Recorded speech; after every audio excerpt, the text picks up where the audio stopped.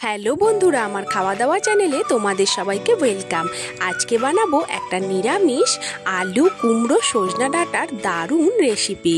কড়াই তেল গরম করে সামান্য একটু পাঁচফোড়ন দিয়ে কেটে রাখা আলু কুমড়ো সজনা ডাঁটা টমেটো একসাথে দিয়ে দিলাম। দিয়ে এটিকে ভালো করে নেড়েচেড়ে একটু ভাজা ভাজা করে নিলাম।